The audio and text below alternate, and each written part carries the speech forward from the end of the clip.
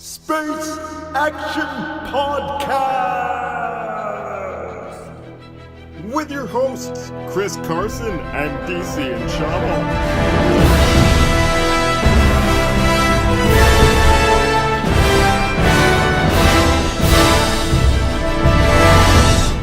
Ba-da-ba-bum, bum, bum, bum, bum, ba-da-ba-bum, bum, bum, bum, bum, ba-da-ba-bum, bum, bum,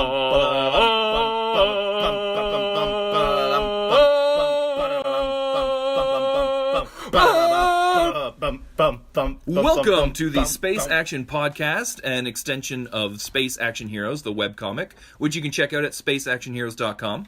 I'm Chris Carson. DC and Shama. And today we are talking about Avengers Infinity War. The one that took 10 years to make. 10 years. This has never happened. Even though they had no idea because they threw the Infinity Gauntlet in the first Thor movie as a background. That's prop. right. Yeah. Like, So it's evolved over 10 years. So Avengers 1's the first one where they started putting in stones. They threw in him, yeah. Like- they threw in Thanos, but I'm not sure if the stones were ever thought to be part of it, because the original Thanos introduction comic, it's about the Tesseract, right? That's right. So I think, I don't know. What's the first one with the stone? The first one with the stone is Infinity... Oh, no, not... Ultron. The first... You mean... The first time they in the Marvel Cinematic Universe. Yeah, exactly. I think it's... They mentioned the stones in... Oh, God, we're gonna... It's Ultron. Is it Ultron? Yeah. Dark yeah, World. Because Dark World, there's the ether, but they don't call it But explicitly they allude stone. to it being It's a stone. Yeah. So this has been like a 10-year project, but realistically, It's been a few the years. Gauntlet's they've been coming together in the last couple. Figuring out how they're going to bring this to a head. Which is, before we die, like... We're going to dive into it, but spoiler-free right now. Spoiler-free right now. Okay, let's hear it. What do you start? What are your impressions, sir? First of all, I should say, if you're a huge Marvel hardcore fan, we're gonna maybe offend you a little, and I apologize for that in advance. But the first thought I don't. No, I'm kidding. The first thought I had when I left the theater was that if you're a huge Marvel fan, this makes total sense. But if you're a casual Marvel viewer, it feels like people went out in droves to this because it was advertised as once and for all. That was their tagline, once and for all, which by its nature indicates it's the end of something. Right. And it wasn't. It was, and I don't know if this is a spoiler to say, it's half a movie. It's a giant to be continued. Yeah. Well, So- they didn't start calling Infinity War until it was part one. It was part one and part two for a while, and then they changed it and said, "Oh no, it's its own story." But that all aside, the average Joe who doesn't look at Marvel stuff, seeing the ads for it would take away that, "Oh, this is the end of a 10-year series of movies. I should probably go see this." And then it wasn't. I'm wondering if that's going to create any ill will. If we're going to see a dip in profits for the next one, because people are going to be like, "Is this going to be the last one for this storyline? Is it? I don't know." Yeah, it was a little odd. Point. Yeah, because there wasn't a lot of closure to this one, which I kind of expected. I was expecting closure. No, I was expecting it to continue. The second but year, closure. It's part one, because this is essentially Avengers 3.0, Chapter 3, Part 1. Part 1, yeah. So if you watch Harry Potter or Hunger Games, any one of those where they take the last book and they split into two parts, usually the first one's going to be it's Harry and Hermione camping, hanging out, yeah. And it's a lot of setup, and I find that's what happened with this one, because they snapped out part 1 and 2 and this turned into Infinity War. And I guess the whole idea is we're going to ease into our new cast of characters. Right. It really made this one kind of clunky and tepid. Yep, and with no real sense of finality, no, which I think is really going to anger average people, being like, I came here because I was promised something. It felt, and this is the most simple I could put it, it was either going to be Avengers 1, The Avengers Assemble, or Avengers 2, Age of Ultron, where 1 is everything feels like nothing but net. You're like, oh my god, all these payoffs are great. I love seeing each one of these characters. And you didn't really need to have seen the 4 movies prior. It was just a nice little, It did a good job of reintroducing everybody. Yeah. Ultron, however, is really presuming that you've seen everything that came before it. And it was a bit of a clusterfuck. And it's packing way more shit into it. So it's just it's just a huge plate of shit stumbling towards the finish line. Yeah.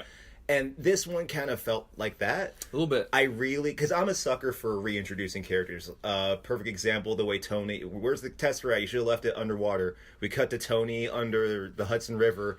He fires up, and that whole intro of that character, this is why I love Iron Man. Right. None of that in this movie. No, characters just walked into the room and hey, what's up? And I was like, what the fuck? It was very reliant on, which I don't fault them for the idea that we have 18 movies of character development. So this one is now taking these developed characters and just putting them in a situation. I don't fault them for that, but at the same time, it was so bloated. I wouldn't say it was messy, but it was very bloated. It was really clear again that like the electric jacuzzi scene from fucking Ultron, we're tent-poling movies. Right. Like the second we spend 30 minutes with Peter Dinklage trying to... I love that segment, though. It's great. Like, it was what you want in a comic book movie where, like, we're going to do a whole chapter. Like, I was just reading the Beta Ray Bill storyline, and it's kind of awesome because at the top of it, after they introduce him, we go to Loki on the other side of the galaxy, and he's literally doing some other shit. I'm like, oh, this is that. This is totally, like, if you're going to put the Guardians of the Galaxy... I think we've gone past the spoiler mark. Am I fucking up? Ah, shit. No, we haven't spoiled anything yet, but we might as well just. It's a review for this movie with no spoilers. It's 2.5 hours of people doing things. Like it's kind of. You can look at the poster and get the gist of it, right? Like these guys are going to do some stuff, and then And from what I've been told, some of them are going to die. Yeah. So okay, from this moment on. Sorry, everybody. Spoilers from here on out. Now you know the Dink's in it. The Dinklage, he shows up as a giant dwarf. You're going to see the biggest Dink you've ever seen in your life. That's true. It is a giant Dink. You know what I kept thinking? Is it mean that we had to put a bunch of low-angle shots on Peter Dinklage to make him look like a giant? The whole time, like, was he insulted walking around? I wondered like, about that. It's a little insulting. Because, like, I know they're in the comics. The giant dwarfs are in the comics. But at the same time, I was wondering, like, the moment-to-moment of Peter Dinklage in that role. Being like, is this a joke that I'm little but I'm big? Exactly. Okay, because Peter Dinklage is like 50 feet tall in the movie. He's a giant dwarf. His hands are been fused by Thanos, right? Right. And he's the only one. So they're just master weapons makers. Right. The Infinity Gauntlet. They've made Mjolnir. I really didn't like the name Stormbringer. It sounded like something out of Stormbreaker. Stormbreaker. Yeah. It sounded like something out of Game of Thrones. Yeah. Like it's as unpronounceable as Mjolnir is. I was hoping for like another name like that. It seemed. But that's Beta Ray Bill's axe, right? So like they're gonna.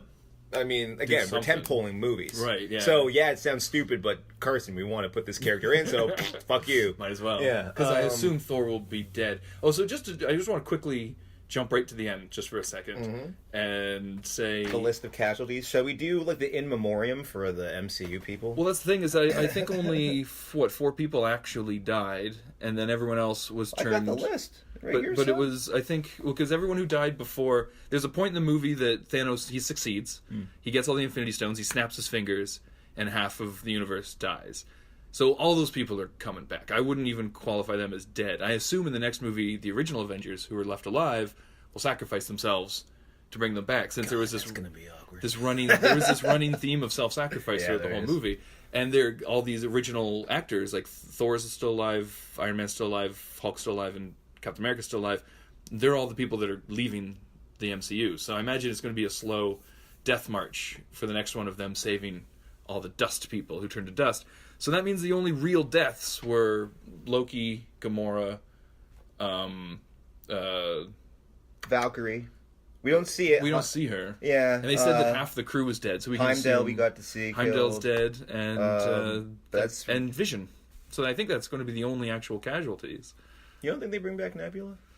Nebula's still alive. Remember, she was hanging out with Stark. I'm sorry, Nebula. Gamora, you don't think she comes back? I don't think so, because I was thinking about that too for Guardians Part 3, how interesting it would be for James Gunn to write a Broken Quill. And he said the next one is the last movie with all the Guardians, so what better way to break up the team than to be suffering from the loss of one member, and so everyone just kind of goes their own way. That was the one thing that really started to worry me, especially when people started dusting away. Well, I was like, okay, clearly people are going to come back. Yeah, you're killing Spider-Man, and he's already announced for 2019. Exactly. Fucking my favorite, the one that kind of got me, I was like, no, was the brilliant turnaround of T'Challa finding Okoye. You thought it was going to be her. And then all of a sudden it turned, I was like, fuck you, no way. And again, there's no way they're going to shoot that cash cow in the face. Exactly. So. That movie just just crossed $1 billion, if I'm not mistaken. I'm like, dude, he signed on for at least 2 more pictures. That's why I'm so shocked by all these like middle-aged people being so heartbroken by the end of this movie. I'm like, have you never read comics before?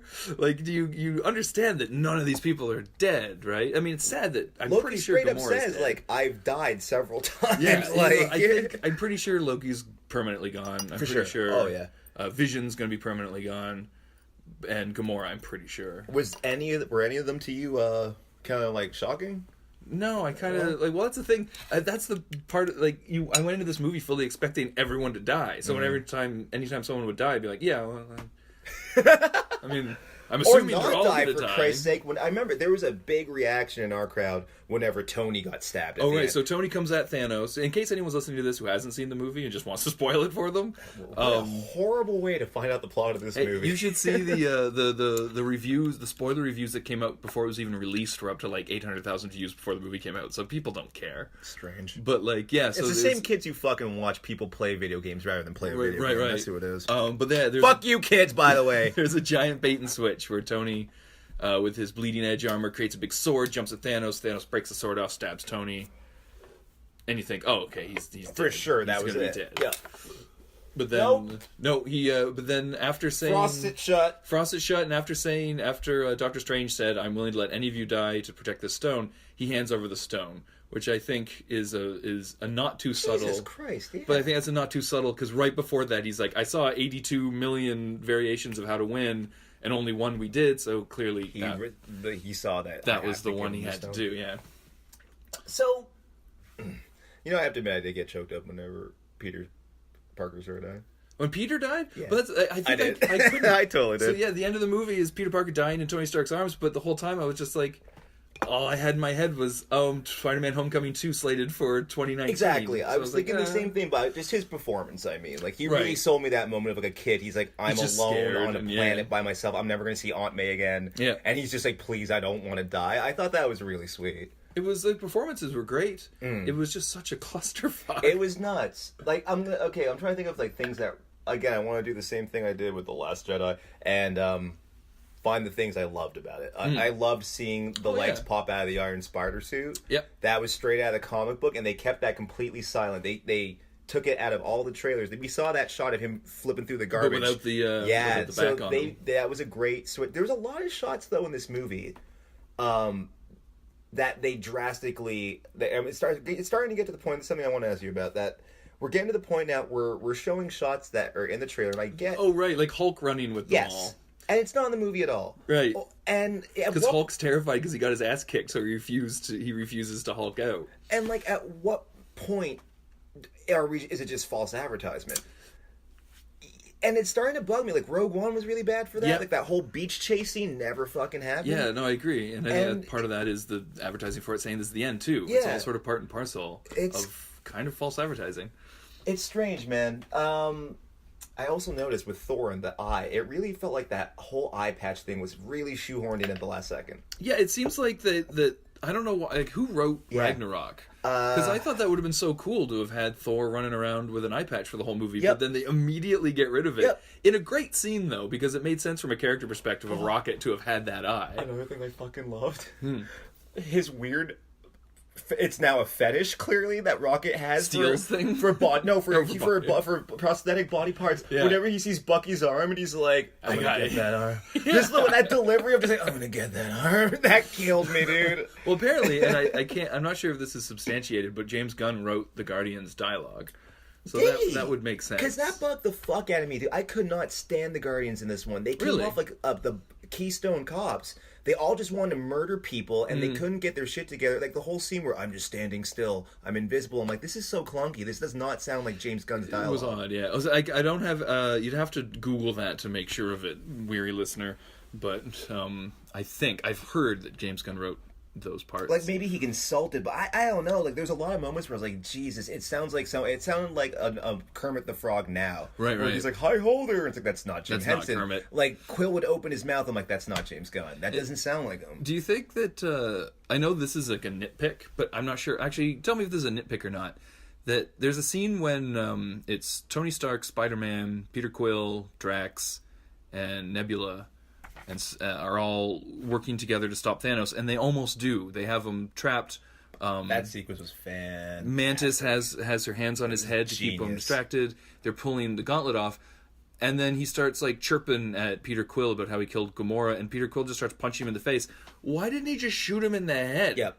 That Like was that- one of the moments where I was like, oh, that's rough writing. That's really stupid, silly writing. Because that didn't make sense from a character perspective. No. Peter Quill would have just shot him in the fucking head. like, and he then shot from- his father in the fucking face. Right, and from a story perspective, it's like, that feels like you purposely didn't do the most obvious thing because it would have ended the movie right there. Yeah. So then maybe change it so that that's not the way it happens. Exactly. And it's not, and you're wrong. It's not even like he started chirping at him. He's literally just in a trance, just like, bubbling out of He's his head. feeling the emotions, right? Yeah, so it's a little bit, it's not even like a bad cartoony, like, I did it, you fucking piece of shit. It's Mantis, isn't it? It's Mantis's guys to hold on.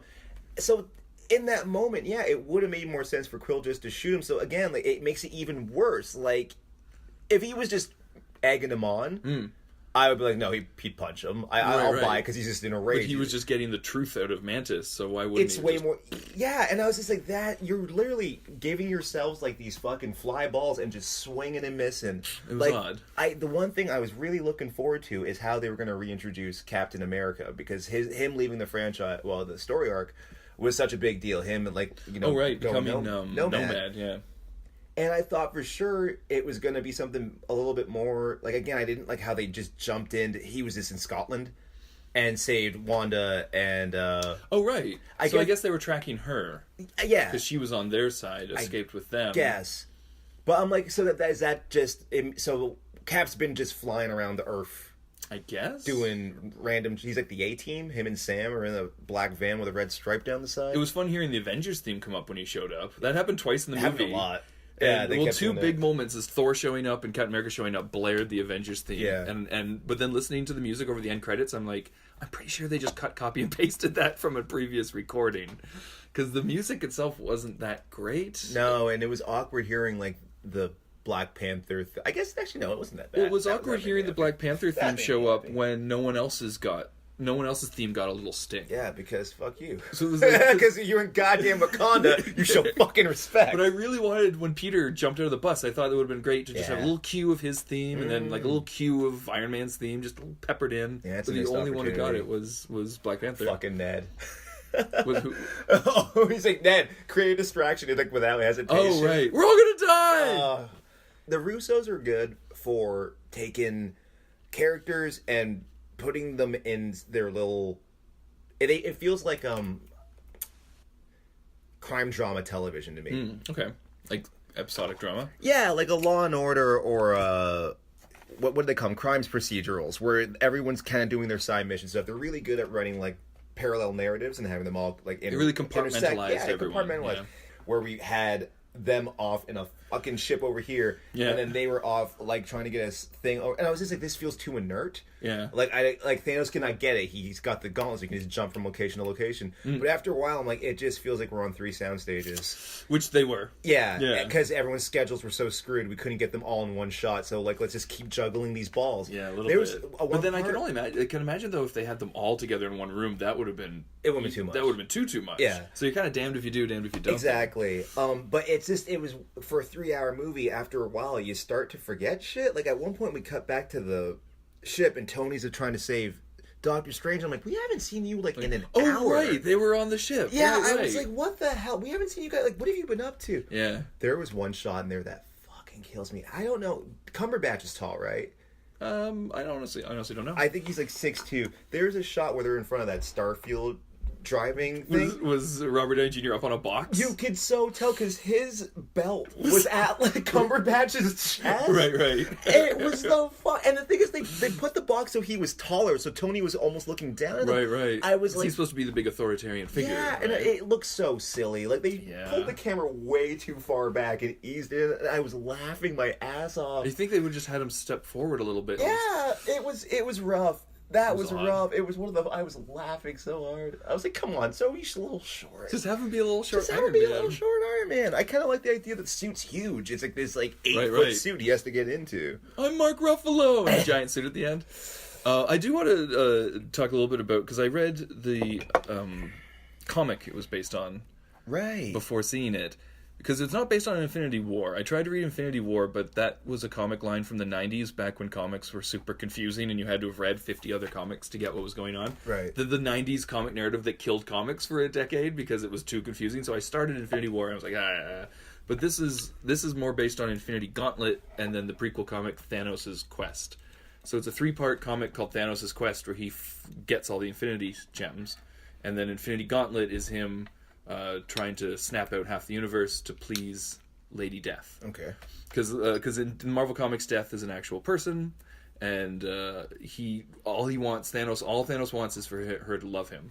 And It's not as bland as the universe needs balance. That's the thing, is it needed both, because I there was a point where I was like, I kind of agree with Thanos. Oh, I 100% agree with Thanos. And so that's good. If you were agreeing with your villain, then you've done a good job. Yeah. But he needed a little more for the performance, because that was just backstory. Yeah. And I think the needed more for the performance could have been that he was just desperate for this person to love him back, and everything he did wouldn't succeed in that. So he wanted to kill half the universe to be like, look, Death, look what I brought you, Death. I thought there was a moment where I was talking to Trevor after the movie. I'm like, at one point, I think it's his first lines in the movie, he says, "You guys don't know, I know what it's like to lose. To believe so firmly that you're right and to nonetheless fail." Yeah. And I'm like, clarification, please. Well, that was him on his home planet, remember? Because later on, he talked about how his home planet was overpopulated, and he believed he was right, but and he wanted to kill half of them humanely, and they said no, and then his whole planet died. I'm sorry, you need a little bit more than a vague ether wipe. Show me a scene where Thanos has, I don't know, I don't care, a dog. And see the dog die. Just something to emotionally connect to. Because this is this broadest thing of just no, I need to have the knife balance on my finger. Yeah. There needs to be some sort of balance in the universe. Listen, when I say I agree with Thanos, I'm not a genocidal maniac. But at the same time, I'm a bit of a genocidal maniac. At the same time, I realize a lot of our problems on this planet are caused by overpopulation. If we suddenly got rid of 4 billion people, it would save the human race. Exactly. And if you could do it humanely, where you just snapped your finger and they disappeared, and it's random, yeah. I was like, I kind of agree with you. But strictly from a performance level, I wish he had more. Because seeing Thanos go slowly mad in the comic is great. I want more of that. But then I'm wondering if it's to do with do you think they would have been criticized of the whole motivation of this guy is to make a woman love him, would have been criticized in the 21st century, and maybe that's why they steered clear of it to avoid any fucking controversy. So she's a prize to be won, so you're just marginalizing this female character. If anything, I kind of read it because I think a lot of people assumed it was going to be Hela because she's the goddess. That's why I death. assumed it was stand-in for her was going to be Hela too. Yeah, so I thought if anything, it shows the desperation of this dude. He's so desperate to please this woman. He's like, I will murder the entire just to make you happy. And you still won't love me. And so she has complete emotional domain over this guy. He's underneath her in my eyes. Yeah, I agree. But I'm just wondering if our modern audiences would look that deep or just start screaming. Because it's odd that was that's the primary motivation for him. Yeah. So it's weird that they just got rid of that, just for no real reason. Just poof. I think we all assumed that's what it was going to be, but it just I think that's the other thing. As much as that's one of the things I was really worried about in the beginning was that they were going to have just this big clunky CGI awkward villain like the DC films. Steppenwolf 2.0. Exactly. They made a point of we have to make this guy human. Oh yeah, we have to give him art. You have to everything with him and Gamora. I loved. Because I texted you this earlier and you gave me a thumbs down on it. But because I wanted him to be more looking less like Josh Brolin and more like in the comic. Did I give you a thumbs down? Goddamn social media! I did not mean to. No. I agree. It bugged me. It creeped me out whenever I saw the movie because in the previous incarnations of the MCU Thanos, he didn't look that much like Josh Brolin. Right. And he just looked like Thanos. I kind of like how he looked in the original teaser for Avengers. Right. Yes. Just creepy looking. Yeah. This one looked from the eyebrows to the bottom lip. I was like, that's creepy. It was just Josh Brolin. It's so unsettling. Yeah. Which is good and bad, but I think they're so focused on performance capture now that they've lost a little bit. It's an comic from the 80s and there's panels in it of Thanos just looking with his dead black eyes. Yeah. I'm like, oh, that's haunting. Yeah. And how cool that would have been to recreate visually. Or recreate in motion instead of on paper. In that arc, any of those stories, Red Skull come back? No, that was an interesting choice. Because, it did make sense. He did get sucked up by the Tesseract at the end of Captain America. And it wasn't Hugo Weaving. They didn't get Hugo Weaving. No, it wasn't at all. So I was either asking for too much or his schedule was busy. I remember... I was watching the credits to make sure. I was like, that didn't sound like Hugo Weaving, and it wasn't. Because, when they showed the reveal, I was like, is it Red Skull? Yeah. Or is that just a guy with a red skull? Yeah. I remember, because as I was watching it, and he started talking. I remember immediately being like, I think he was CGI. I don't think that was an actor at all. I honestly don't know. I know everything around him was because he had this like he looked like Skeletor. Yeah, very. Oh my god, he did a little bit. Red Skeletor. But his face looked CGI to me because I remember reading an article. Hugo Weaving hated doing the makeup, and he was like, "I'm not doing it again." Blue screen nose. Yeah, he was like, "I'm not doing it again." So I right away I'm looking. I'm like, he came down. The voice wasn't Hugo Weaving. It took me a second to be like, oh, when was the last time we saw you? Is anyone? Yeah. I was 10 like, years ago. I got all excited. It's like, is Killmonger going to come back? Because I really liked that guy. I want to hear more about his political platform. Well, technically, he could with the Infinity Gauntlet. Exactly. It does take the wind out of it a little bit when it's a can do anything machine. Yes. Like, disintegrating a moon, badass as hell, but at the same time, like, the second Wanda goes through this emotional turmoil of killing a Vision and ripping the stuff, it's almost funny. That was great because I did laugh. Oh, it's so comical. It was great because then it was immediately followed up by my favorite scene in the whole movie. My favorite moment in the whole movie, for, like, an ironic reason, was when he puts the last stone in the gauntlet. And Josh Brolin just goes, does this little, like, sexy wiggle. Like, he goes, oh, like the power of the stone. And I was like, you are adorable. Like, now I can't hate you. You're the cutest thing ever with your gauntlet. He loves his little gauntlet. He just did this little, oh. I bet you he's named it. It was great. It was really adorable. There was little moments in this movie, not surprisingly, that felt like Ultron. Yes. A lot of beats, like Vision on a bed, and everyone's rushing to protect him from invading factors. And then just failing. And then, yeah. It did handle the themes of failure better than The Last fucking Jedi, at least. Yeah, I want to get my Last Jedi burn in. Fucking shit in the mouth. I want to go back to that. I didn't even think of it until you said, but I wrote down. The Hulk, man. Fucking, he does get his ass handed to him. And he's just scared. He just won't come out. And I thought that was great. That is... Because it was bugging the shit out of me. Why he wouldn't? Yeah, why are we doing the Edward Norton Hulk again, where he can't get him to come out? Yeah, remember? Like, that was the whole thing when he falls out of the airplane and shit? Oh, yeah, because he had to get that last... Yeah. Yeah. So I was like, why are we doing this plot? That's how I totally blindside the whole thing. He got his ass handed to him. The first time I think Hulk's ever had his ass handed to him. It was a great... And he was just like, no! I like the idea of just, like, how do we show this guy's might to even someone who's never heard of these characters before? See the big green thing? Have him the Hulk. Beat the shit out of the big green thing. And then murder Idris Elba. And then murder Loki. That was a great death, though. And they said that half the crew was... Oh, it was. And they said that half the Asgardians were dead. So we know there's a half... But then they blow up the ship. So I don't know... how they're going to get around that, or if they're going to make Thor the last of his got kind. them on some escape ship and got the fuck out. You know what I mean? Like, or it would be great in the next one if Thor was like, I have nothing. Like, everyone's dead. What the fuck do I have to live for? He had that one great moment where I was like, Hemsworth might be my new favorite Avenger. He's been killing it since Ragnarok. Oh, dude. Number 2, you can pair Rocket with a fucking pair, and it would be a great movie. Every time they pair him off with anybody, Yondu, Thor, it's always interesting because he's like Pesci. He just like, or Buscemi in Fargo. Right. He's a good character for them to play off of. Like when he's like the rabbit. Rabbit. It was like that one part where he's like, all right, I gotta be a captain. And he sucks up and he has some responsibility. I'm like, this is awesome. They're giving him actual development. But that one scene where Hemsworth actually breaks down, he's just like, took my brother, my father's dead. What do I have to live for? He's like, what else can they take from me? I was like, gee, and he starts tearing up. I was like, this guy is crushing it in this character. And he's smiling through the tears. Like, I loved that performance. It seems like everyone's been set up to die in the next one. Because Thor has no real reason to live. Cap, his life's been over for a while since he's been nomad. He's no longer Captain America. Peggy died, yeah. Yeah, and since Peggy's gone. Iron Man's the only one that's going to be sad because he's about to get married. Dude, that scene at the top of the movie where he's like, I pictured us having a kid. I was like, Jesus, are we going here, really? And then thank God a portal opened up and they got him and they got rid of Gwyneth Paltrow. And then Gwyneth Paltrow just complained, like, get back here!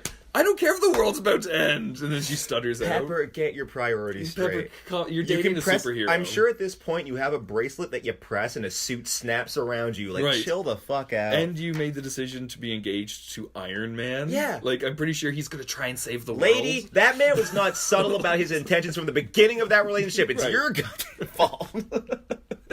Sorry, go ahead. Go ahead. I was just going to phase into. I just want to talk a little bit about the editing. I mentioned this earlier. Go for it. Because it's intriguing. Well, the editing just bothered the hell out of me because all of the Russo brothers movies, Civil War and Winter Soldier, have bugged the editing. The editing has bugged the hell out of me. Any specific example? Well, the specific example, the one that really drove it home for me, like from the other two, because from the other two, it just felt like every scene was cutting too quick or too slow. Okay. It was. I can't even think of a specific example. It was just overall. I was like, oh, every cut is annoying me because it's noticeable. This stairwell fight in Civil War specifically for me is like really jarring. Like Right. it's not fluid. Like it's trying to be fluid. Like it took me like 3 times watching that scene to be like, oh, that's what's happening. Right. The camera's all shaking. And Yeah. everything. But I was just comparing it to something like Guardians of the Galaxy, which is so organically edited. Every shot, like the lingering, like it's crazy. Okay, so the shot that really bugged me in Infinity War was the final shot of Thanos looking at the sunrise that he wanted to see. The Adama moment. Because it was just Thanos, sunrise, Thanos, cut to credits. And it was like, we just had 2.5 hours of nonstop action. It would be okay to just slow everything down for like 20 good seconds of just Thanos' face just slowly smiling. And like Rocket's face at the end of Guardians 2. That shot held on Rocket as a tear went down his eye, just looking at the funeral. And you remember that. And you remember that. And it was just boom, boom, boom, boom. Now the credits are up. And I was like, oh, the movie's over? Oh. Yeah, that's a good point. Yeah, when it cut to black, I was like, oh, we're done. Oh, it's done. Yeah. Okay. Yeah. And you just needed that lingering pause of him just going, and I've noticed that in all the Russo brothers movies. So I don't know who their editor is, or if it's them, if it's been different editors and they're just more like active in the cut. But then it goes back to a conversation we've had many times about modern editing, where it's no longer an organic creative process. It's now you need a degree in like computer engineering to lay in the tracks and then have a temp track and then whittle it down while 7 producers come in and give their input. And so there's nothing. I always reference back to Spielberg's editor, who still to this day edits on a flatbed without a temp track. And they ask him like, "What's your process?" And he's like, "Whatever feels right." It's like, yeah, that's editing. Yeah. Not like, okay, we have the temp track in from Transformers 2, so the director really liked the beats, so we need to hit the beats that this track's hitting, and that's modern editing, and I find it's so noticeable to me. And I do fancy myself an editor, so it's so noticeable when I'm like, oh yeah, this has been calculated. That's an excellent point. It's just been assembly line edited. There's nothing, because I'm trying to think, like, there's no, like, memorable... Like, I think about Guardians, that was really obvious in this one, the needle drop moment. Quill's going to be playing some song on the Milano. They said it's not called the Milano anymore, but they haven't said what it's called yet. Because it looked really different in this one. It looked really, really different. It looked, in fact, like an upgrade. Just like the upgrade in a certain comic book. Of the Discovery in SpaceActionHeroes.com, which you all should check out, Space Action Heroes. Shameless plug. .com. Shameless plugs are what breads our butter. God, or other way around. Damn it. And we're also brought to you by Hamster.com, where you can buy all the hamsters you need at one low price. Hamster.com. Just use the code RichardGear to get your... That joke was low-hanging fruit. I'm sorry. It was tasteless. Use the code Analscline. But, yeah, the needle drop moment. The second we cut to Quill, and he's just in the chair bobbing around singing. Everyone's singing with him. And I was just... Oh, everyone was singing with him. And then Groot went, I am Groot. Right. Whoa! Yeah. I mean, it didn't have that fluidity. You're right. The organic kind of, like... Just all from the edit. Yeah. It just didn't... Because I think the scene, like, I didn't get the sense you got from the Guardians. I felt like it was the Guardians. Yeah, they felt weird to me. But the editing it bugged me so much. And I just was having flashbacks of watching Civil War and Winter Soldier again, where I was like, I hated the editing of those movies so much, and I'm just, it's bugging me. I don't know. The one thing that, I don't know, I know in the Marvel movies that we always undercut all the severity with humor. Right, that's a very James Gunn thing. I kind of wanted a little less of that in this one, especially for, like, the dour tone they were clearly going with that ending. Maybe that was they were thinking. They were just like, it's so dour, we need to get a few chuckles in. I don't know. But I noticed that too, where every dramatic moment was undercut with a joke. And it kind of bugged me, like, especially really big ones, like, the Quill, like, this is me being a big romantic and softy here, but we never seen Gamora and Quill kiss. They've never had that Leia and Han moment. And it just felt so cheapened in it because Drax is staring at them, and I was just eating like, the nuts. Yeah, and I was like, that was an awesome moment because she's gonna fucking die, like, and you kind of cheapened it, like with just a Drax gag. It's okay, you can let those moments, like you said with Thanos, you don't have to go boom, boom, boom. You just let them play. You can let you can earn some sincerity here. It would have been nice. I don't know. whenever they do that, I get it. You want to keep people happy. You want Playing it safe. It's like, I guess it's in the writer's room, you want to joke on like every page, essentially. And also, they're just afraid that they don't want to recreate Batman v Superman. Exactly. You know? And I'm like, that's what kind of bums me out now, is that I kind of feel like a goddamn idiot child whenever they do them. I'm like, okay. Thanks. Okay, I get it. Yes, otherwise someone will, tweet something negative about this fucking movie or some shit. And it's also our, like, over-familiarity with the process, too. Breeds contempt for things like that when it's so obvious. Yeah. Because, I mean, these are... I've said it before and I'll say it again. These are McMovies. They're McDonald's. This was just the burger of the month, And it was a very bloated burger. It had, like, 6 patties, 12 onion rings, lettuce, mayonnaise, pickles, cheese. It was everything. And it's like, maybe this is a little too much. That sounds like a delicious burger. You're right, goddamn. There's a lot of 6 patties is a lot of patties. This is a total like nerd nitpick and has nothing to do with the actual narrative of the movie. But one thing I noticed that really bugged me was something about the aspect ratio. So just to lay this out for people who aren't familiar with what an aspect ratio might be or how it works. IMAX film is a 70mm piece of celluloid that's usually 2:3:5, which is like a square, or no, I'm sorry, not 2:3:5, 4:3, which is a square, and then an IMAX screen, it's just huge, so it fills your whole vision. Anytime you shoot on digital using IMAX as a buzzword, it's like when you see an optometrist say they'll offer you HD vision. It's like, is that a thing? Yeah.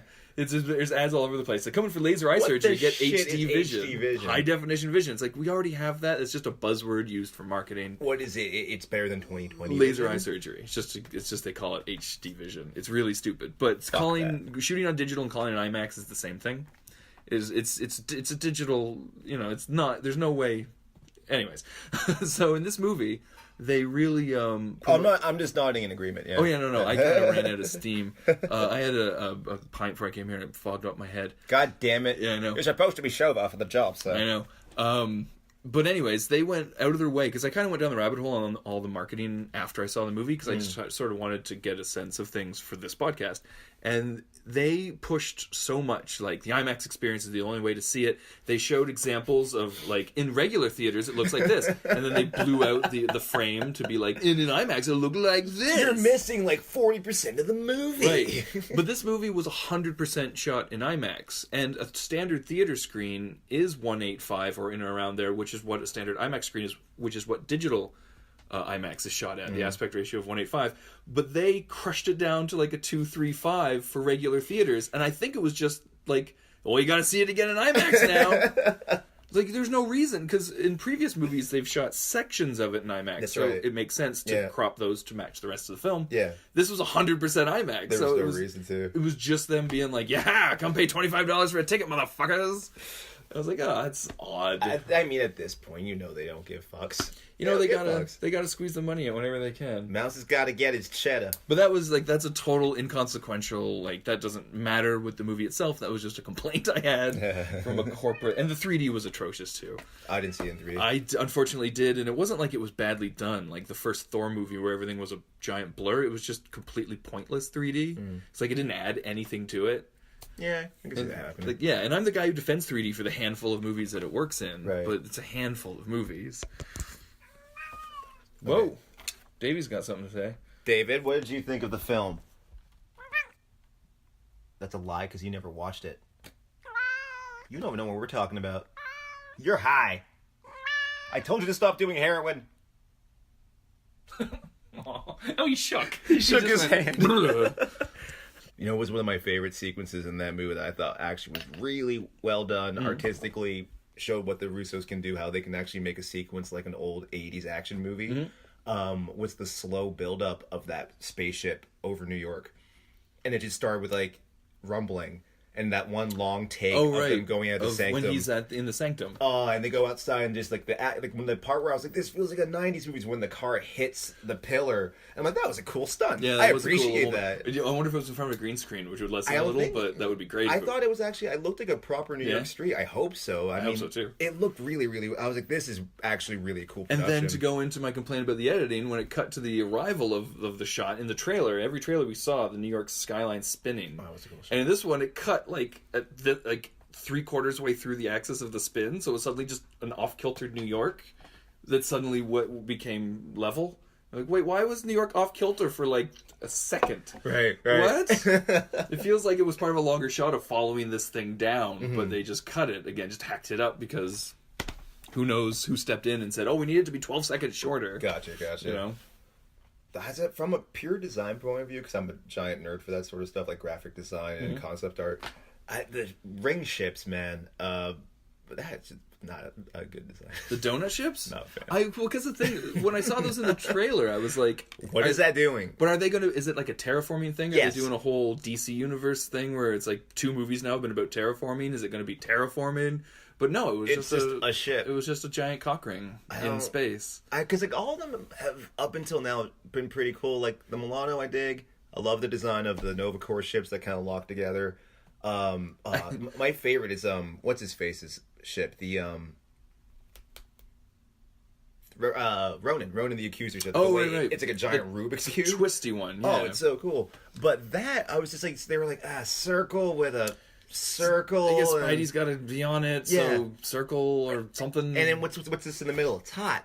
And what do you why- mean it's hot? It's just orange and hot. Can we just move along here? And what was its like? It seemed like it was disrupting New York, but why? What was it was just, doing? because we've seen a lot of ships in the Marvel universe just hover, and these are all nitpicks. That's nothing to do with the story, but they're the little cracks that kind of make you go, "What?" Yeah, like you're putting a lot of precedence on this, but why? But why? Yeah. I like that sequence, but like it kind of left me being like, but why? And, as a And side- then Doctor Strange just flicks his wrist and it stops and he shrugs and I'm it's like, yeah, because he stopped time or something, or is that what it was? I don't know. See that's He just flicked his wrists, so I don't know. very I have to see it again. I think. Yeah, I would. I'm going again. I think next week, so that would be interesting. But I do want to throw out right now that I so often mistakenly call Peter Quill's ship the Mulatto, and it always gets me in trouble. The mulatto. You know where that term comes from, eh? It's from mules, isn't it? Yeah, Reading mules. So I always say, because it's the Milano, and I'm always like, oh, his ship the Mulatto, and they're like, no, and I'm like, oh, right, because that's another term. Yeah. You should hear me mispronounce bigger. It's one of it's one of those terms you don't want to hear an old lady say to you at a grocery store when you're black. Right. Are you a mulatto? And I'm like, oh Jesus! Now I have to talk my way out of No, this. now you can go, yes, I'm Peter Quill's ship. She'll be like, that doesn't make any sense to me at all. You're crazy, young man. I'm calling the police. I didn't understand any of those words. But yeah, I always fuck that up, and I always catch myself you gotta, immediately. You gotta I'm fucking like, put that shit in check, son. No. Yeah, but there it is, man. I don't know what else there is to say. I was kind of checking my notes here. I guess overall, just to go through it one last time, it's a series of events. There's no real traditional story structure, which would have been impossible for a movie like this anyways. We have 18 films of character development, so it was kind of, I thought it was interesting to see these well-established characters just thrown into a situation. There's no, like, Captain Steve Rogers is learning how to work as a team and shit. There's none of that. It's Again, just... the only time I felt we saw that was with Rocket and Thor. And I think that's it. Oh, and actually with Thanos and Gamora. Everything kind of came out of the characters. Yeah. Even Tony Stark and Spider-Man being an impulsive little brat and jumping on the ship and everything. I mean, Right. Everything was character-based, but if you didn't know who these characters were, it would just be mind-numbingly confusing. Right. I can't even imagine. All right, so that is it for our Infinity War podcast. And surprise, it's part 1. We're going to pull a Marvel on all your asses, and part 2 will be out next week. Blah! Next week? Next week! And, in the meantime, why don't you all check out SpaceActionHeroes.com.